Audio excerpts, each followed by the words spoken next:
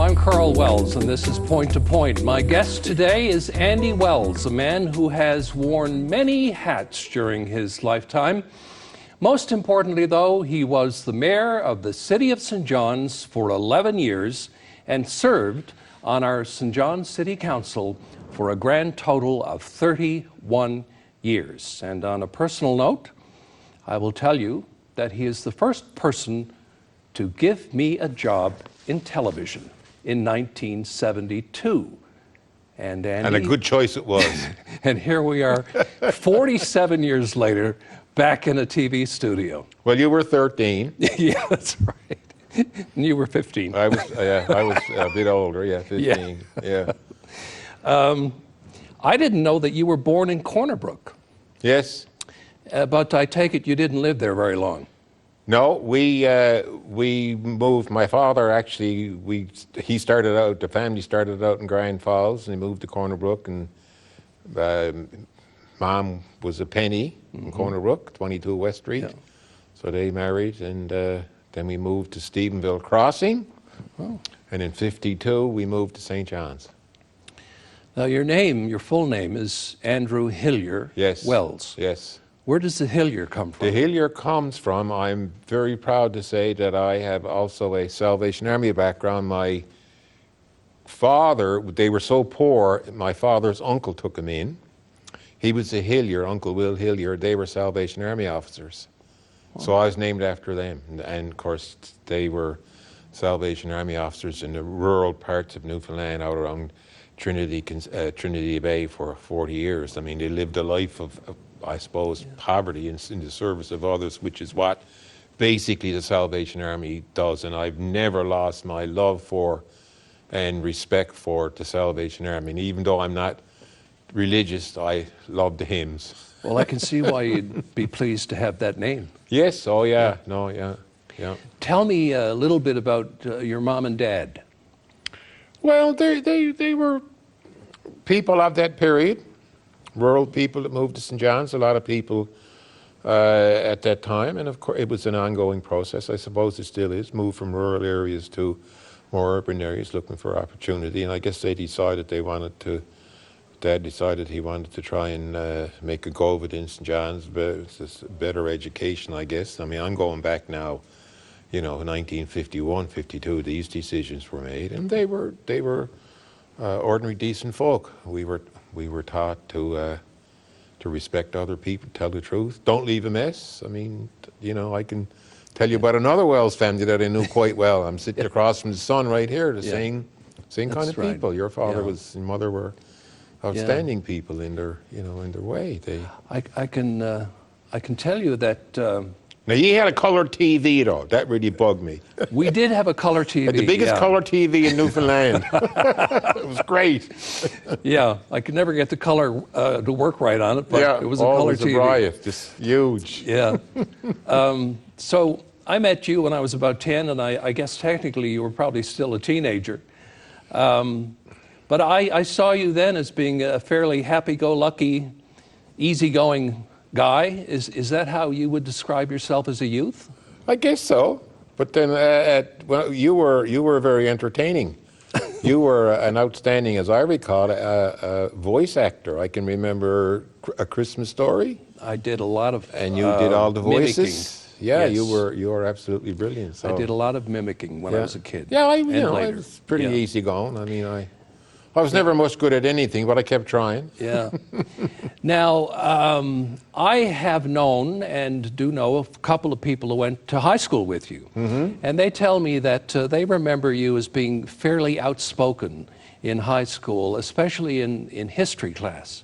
Do you have any memories of that? Well, I always had an interest in history, and I don't recall being exceptionally outspoken. I mean, we were in the middle class. In those days, there was a smart class, a middle class, and a stun class. That's how it worked. I'm not saying it was right or politically correct, but that's the way life was. And you knew your place in the hierarchy, and I was in the middle class. Yeah. And I got through and worked my way through, and I got into some controversies, of course. I had opinions. I still have opinions, and I've never hesitated in expressing an opinion when the moment is right, and sometimes I do when the moment is definitely not right, but that's life.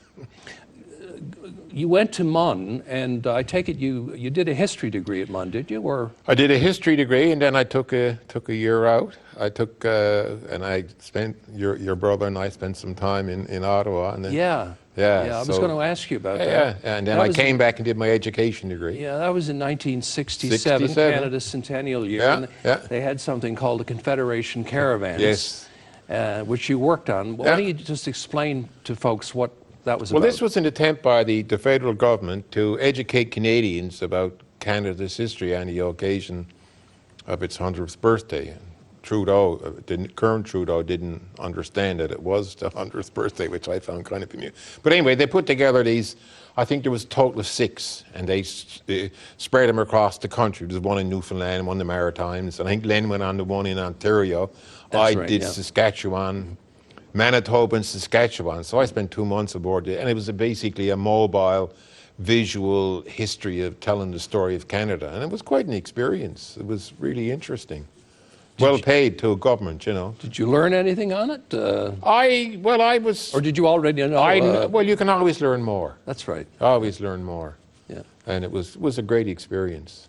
Great experience. So did you have to wear a uniform? Oh, yeah, you had a... Trying to picture what you had a red blazer, a wine blazer, and grey flannels, and you had to wear a shirt and tie. It was, and you had to wear a beret. It was kind of fun. A beret? Yeah, we wore berets. And I guess there was a maple leaf in there somewhere, was there? Or? Absolutely, a maple leaf on your jacket. Yeah.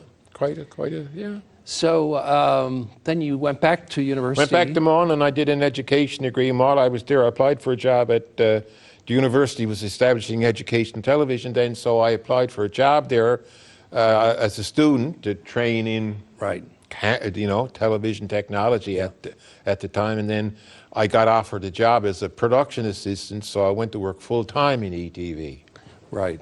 Now, just explain to the folks what ETV was, because it doesn't exist anymore. No, it's been gone. It was an educational television center, and we developed working with professors televised programs because the university was moving into remote communications, and so we used to package these programs, history and geology and psychology, and they'd be sent out around the island to various locations, and we did a lot of work within the university with professors who wanted to put their courses on video. So it was a kind of an interesting experience. So it was during that time that I became aware of your activities with the NDP party, because you ran for a provincial election as an NDP candidate, and I canvassed door to door for you. Right in 75? I did, yeah. I ran in 71. I remember having more than a few doors slammed in my face. I ran in 71. On Merry Meeting Road. Yeah, I ran in 71 out in Port aux Basques. That was a riot. I mean, that was really funny. And in 75, I ran in the old St. John's North District. I got 20%. Yeah. That's not bad. I had a few doors slammed in my face. But, yeah. You know. A little bit of trivia I uncovered. Is it true that your name is on the Boyle Trophy? Yes. I was never any good at hockey, okay? Yeah. But you're on the Boyle Trophy. Well, Gosh, I can lie about it, but I won't. I always tried out for the hockey team in school because I loved hockey, but I was never any good. Couldn't make the bloody team. But I never, it never scared me too much, obviously. Well, I wouldn't say obviously, but it didn't. But I kept at it. So when I started to work, they revived the old senior league, and I tried out for the Guards one year. I think it was 1974. And of course, by that time, a lot of the hockey players, the guys who were really good, had fallen out of shape. So I was in tremendous shape, and I was I had the capacity to survive running back, skating back and forth the ice so I always ended up first, even though I was probably the worst skater. So I made the team, and we won the Boyle Trophy, and you didn't do any damage. No. And I got my name on the Boyle Trophy. Got your name on the Boyle Trophy. It's really ironic in a sense, because I was not a hockey player, although I loved the game. Yeah. Let's talk about your involvement with the labor movement. You were involved for about 15 years. Yes. Yeah. In various capacities. Yeah. So what did you take from that experience in the end? Well, I became very disillusioned with the labour movement, with the Canadian Union of Public Employees in particular. I was a local president, a regional vice president. I was a general vice president for Canada. I was a servicing rep. I organised, I think it was 2,600 workers around the province. I did certifications. I taught at labour school. I was an expert in it. I mean, I did my own arbitration cases, but the unions are, I know this to me is going to probably outrage some people who are watching, but unions are notoriously corrupt organisations. And as I moved up the hierarchy, I realised that certainly in the public, well, even in the private sector, unions they do a lot of damage to, I think, the social fabric, and people are going to be outraged by that, but that's how I feel. Let's talk about your entrepreneurial years. There was a period when you were getting involved in a few businesses. Yes. I know you had a bar on George Street. Yes, unfortunately. What was that experience well, like for you think because you spent 25 years on the outside looking in, drinking, that you understand what it's like to run it on the inside looking out, and that's not the way it works. It's a very tough business, and I didn't last too long, and I paid for it. Yeah. You make mistakes. That's one of the ones where you are stubborn. You keep persisting when you should give up, and you just don't like to give up. Yeah. But anyway, it was. So was it literally a case of you thinking, well, geez, this can't be too hard. I think I'll have a go at this. That was. Say no more. Yeah, people have gotten into the restaurant business like that too.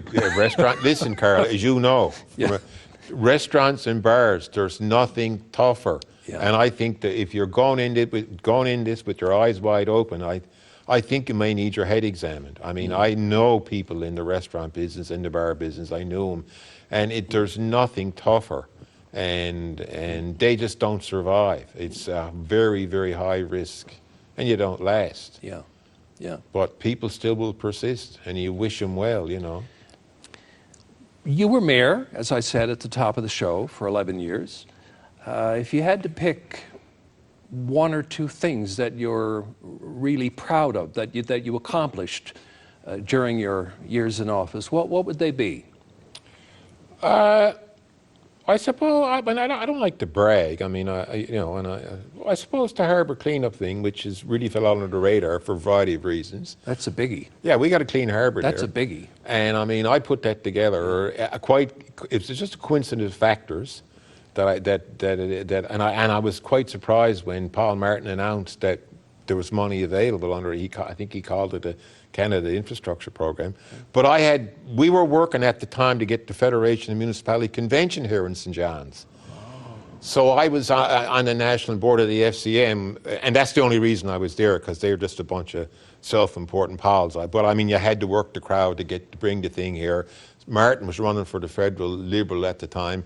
He came to St. John's, and I was doing my open line show, and I struck up a relationship with him, and so and then there were some things going on with Martin and Williams, so I was the back channel between. Martin was always calling me, wanting to know what was going on with Williams and yada yada. I mean, people don't know this stuff, but it was anyway. I developed a kind of a. And then one day, it was announced that we had an infrastructure program, and the city of St. John's was going to get a clean harbour. But by the time we got it done, I was out of office, and O'Keefe got the plaque on the wall. Not that bothers me. And of course, Harper was Prime Minister, so he wasn't interested in coming down for an opening of the official opening of the plant. I haven't even seen it. I haven't been over there. Yeah, but I can say that that was a situation where I was able to use the office to promote the public good, and it worked. So that was pretty good. The other thing I would probably mention, also unknown, with the oil industry, when the White Rose application was before the province, this approved the benefits. I took a strong stand at the time. The province was really upset with me because they thought I was going to, undermine the effort to get the thing approved. And it was approved, and after I had a very high official with Husky tell me, we struck up a relationship. He said, Husky will never admit it. He said, they will never admit it, he said, but you frightened the crap out of them. And he said, you got a lot of business here in this city that they were not prepared to put on the table, but you did it. And he said, they know who you are. And of course, because I guess there were so many people here, they decided to build an office building. And I mean, I find what's happening today with the oil industry across the country, oil and gas industry, the attempts to close it down, shut it down by the Liberals and Tories, or Liberals and NDP, I mean, it's unconscionable. But I guess the point is that I got a lot of business here. We did establish an industry, so that was pretty good. And the only other thing I would mention is the raising the Tibetan flag. I got a kick out of that. Well, I remember that. That was a big controversy. Oh, that was great. Although I could never figure out why people got so exercised, because, I mean, after all, you were standing up for downtrodden people. Yes. The people of Tibet. Yes. You know, it was the Chinese premier was visiting at the time. He was visiting. Yeah, and instead of raising the Chinese flag, you decided to put up the Tibetan flag. The Tibetan people came to me, and I said, yes. Yeah. Well, he had Tobin there, who was a big bluff. I mean, everybody knows Tobin was strutting his stuff at the time. He got the premier of China coming here, and a few of the business elite who couldn't care less about human rights. So they were livid. And I mean, I can't tell you because we're in public what I told them to do when some of them phoned me up and tried to give me the gears, but you can imagine what I said to them. And we made our point, and I think after, I don't know, 8 or 10 hours, I hauled it down. And of course, the Chinese guy, the premier, came and landed. But I mean, at the time, it was a riot. I mean, somebody was over in getting on a plane in Hong Kong. Here I was on international incident. I had somebody from the Chinese community. They marched down to City Hall and stormed in my office and shook their finger at me and said, and I said, you know, I said, you can't do that to the mayor of Peking, but you can do it here. You can come in here and tell me off. But anyway, it was great. It was a great little blow for, didn't have any lasting consequences, of course, because shortly after they had Tiananmen Square, and now last week there was 2 million people in Hong Kong demonstrating. Yeah. You just do what you can. Now, another thing which meant a lot to you, meant a lot to me, meant a lot to a lot of people, was you performed or participated at the first gay marriage, officiated, I guess, at the first gay marriage in 2005. Yes. And it was at a time when some very high-profile mayors in Newfoundland and Labrador refused to perform gay marriages. Yes. So hats off to you. And did you take any flack over that Well, Karl, at the time? look, I can go back. I mean, I can go back. I've been going into bars in the city of St. John since 1961. I had my first drink down in, I guess it's Carl Aaron's pub now at the age of 17. So, I mean, and I knew a lot of the gay community back I mean, friends with them all. I was never an issue with me. I couldn't care less. I was just, so when the province passed the legislation and a couple of people phoned me up and said, will you marry us? I said, sure. At the time, of course, it was very controversial.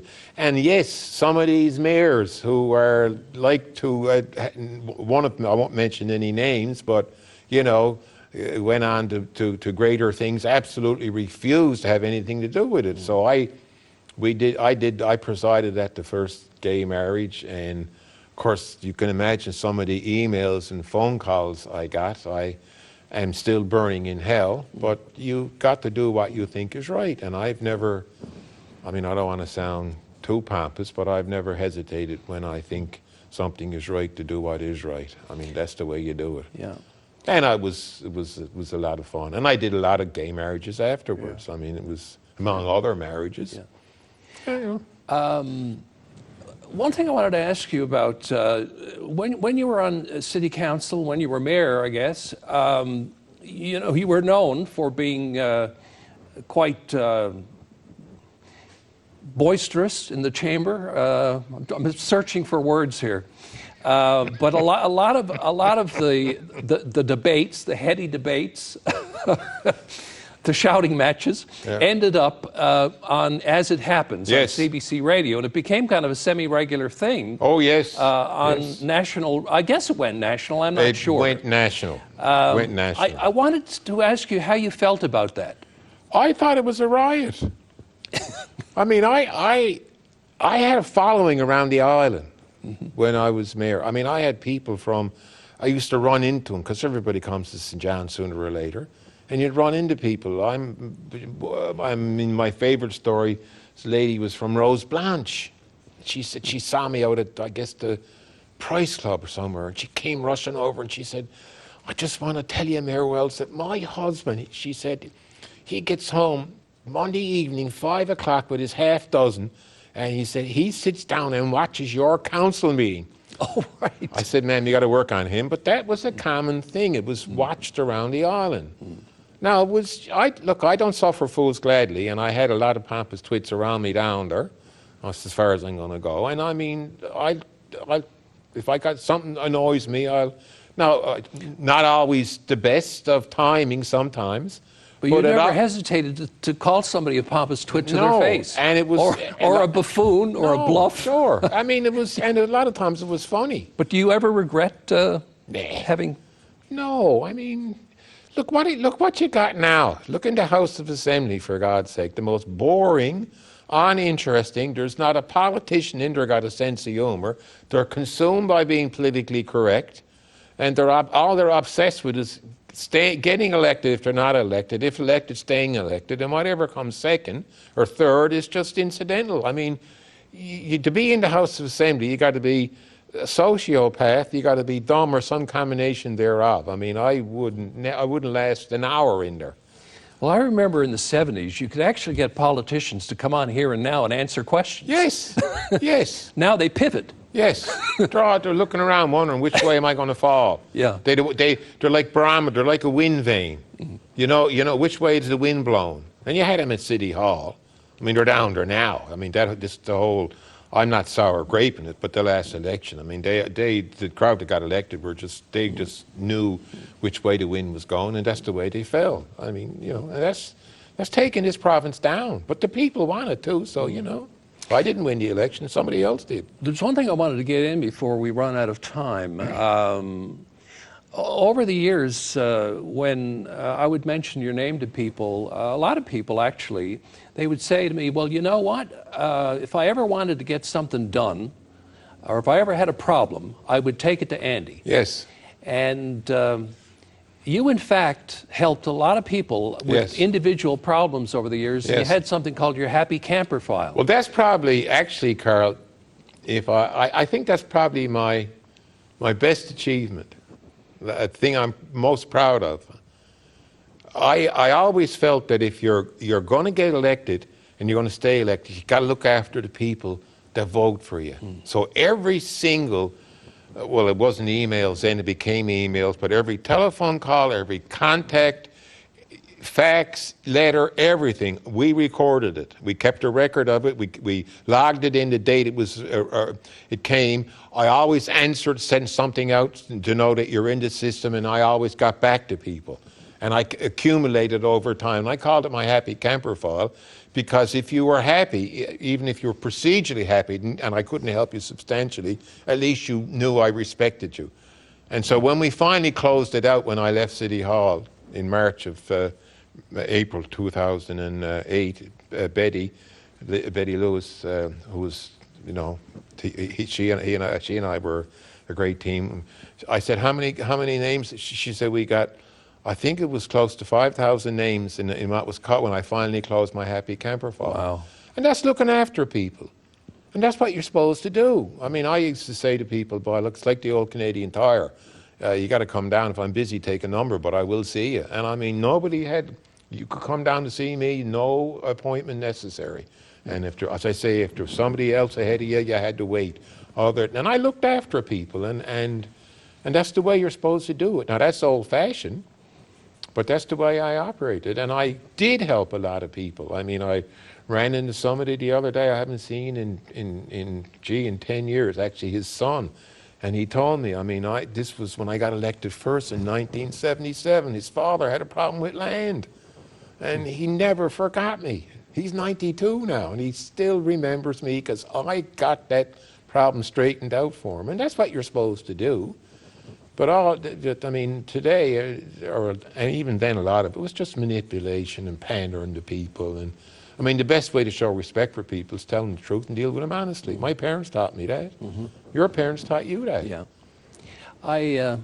I have to ask you about your health. How's your health these days? I know you had a heart problem, but I think you had a bout of cancer as well. I had a heart operation 20 years ago that nearly killed me. Then I had a bypass surgery. I got terrible arthritis. I got tonsil cancer, which is unusual. Really? I was unfortunate in getting cancer, but fortunate in the cancer I got because it's very treatable. And I can say honestly that, and I still go back for checkups, but on a personal level, it was an experience. I mean, I was very lucky, but I'm over there with, you see, Karl, some terribly sick people. Yeah.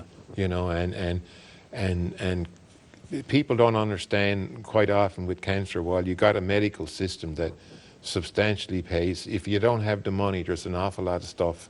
I mean, parking over there, if you don't have a car, getting in there, the stuff you got to buy, and you see some terribly sick people. I only had radiation, but you've got to go through chemo as well. And even now when I go over, you see some, and it reminds you that, well, first of all, that, life is pretty short. Yeah. And it reminds you that don't complain, because there's always some poor soul who's probably in a lot worse. So, you keep going. As Bette Davis said, old age ain't for Sissies. Ain't for sissies. or de Gaulle, I think I sent you the quote. De Gaulle said, life is la vie est immonde. I study French too. La vie est immonde is c'est un naufrage. Life is a shipwreck, and you're going to hit the Titanic moment, but you keep going till you do. Yeah. Well, let's stave it off as long as we can. Thanks. That's what we do. Thanks very much. Okay. Great chatting with you.